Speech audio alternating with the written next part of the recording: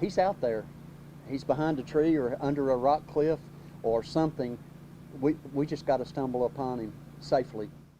A manhunt through the woods of southeastern Kentucky for the man who police say opened fire on cars on the interstate yesterday evening. Police told us today they still believe Joseph Couch is still in the area. It's our top story here at 6:30. I'm Alex Dieterer. A total of 5 people were shot yesterday, including one in the face. 2 others were hurt in a crash. The suspect allegedly opened fire on this portion of I-75 just north of London, Kentucky, near exit 49. The shooting shut down 9 miles of the interstate for several hours yesterday as police investigated. That portion reopened today, but exit 49 still closed as police continue their search. It's a story we've been following since 7 last night, and we are continuing to learn more about the ongoing manhunt. WHAS11's Alexandra Goldberg and photojournalist Aspen Hester are in Laurel County now. And Alexandra, what's the latest information on the search?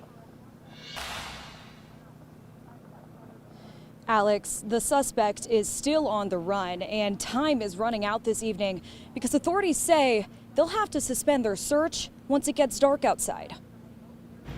We're a resilient community, and I hate that the citizens are having to go through the emotions of fear and frustration because someone chose violence. Right now, there's a contained area right off exit 49 of I-75 that authorities believe the suspect is within. Authorities say it's been a difficult search because this area is a dense wooded forest.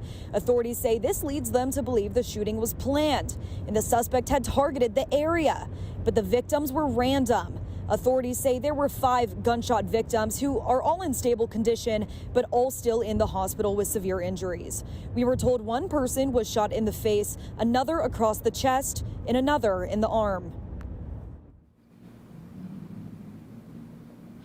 Alex, there will be another press briefing in about 20 minutes, and we hope to have more information on the search. In the meantime, authorities say stay vigilant and avoid the area. We'll be updating you all night here on WHAS 11. Live in London, Alexandra Goldberg, WHAS 11 on your side.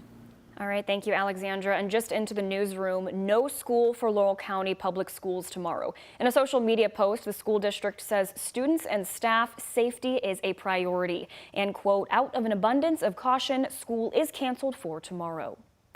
Shortly after midnight today, LMPD officers responded to a shooting in the 2500 block of Woodland Avenue. According to LMPD, officers located a man outside of this location suffering from multiple gunshot wounds. He was pronounced dead at the scene. As detectives were beginning their investigation, U of L Hospital notified police that 2 other men with gunshot wounds arrived by private means to the hospital. LMPD has learned that these 2 men were also at the Woodland Avenue scene. There are no known suspects at the time. Anyone with information about this case can call the anonymous tip line. That number is 574-LMPD. An update this evening as police in Georgia continue to investigate the shooting at a high school just outside Atlanta.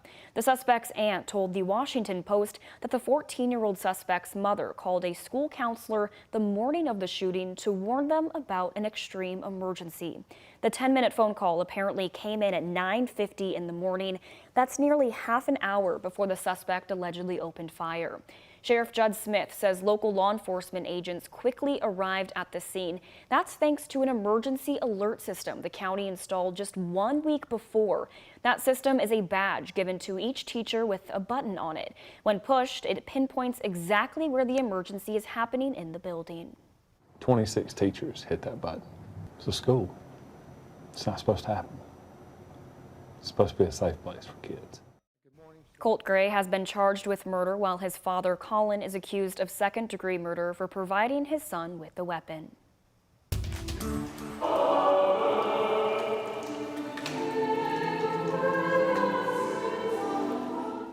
The community came together today to honor our city's first responders at Cathedral of the Assumption for a Blue Mass.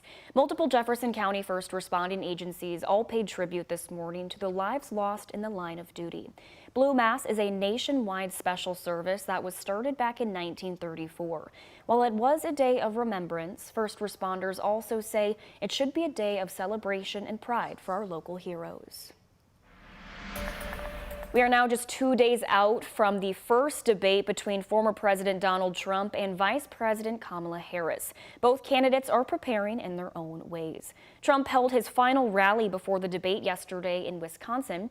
The former president claims that he won't get treated fairly at the debate and accuses Harris of covering up an issue around Biden's health. You know, if I destroy her in the debate, they'll say, Trump suffered a humiliating defeat tonight. No matter what.